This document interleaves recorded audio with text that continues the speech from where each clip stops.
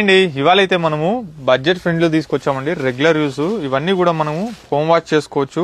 Price వచ్చేసి మనకు only 530. చూడండి ఎంత బాగుందో, మంచి కలంకారీ డిజైన్.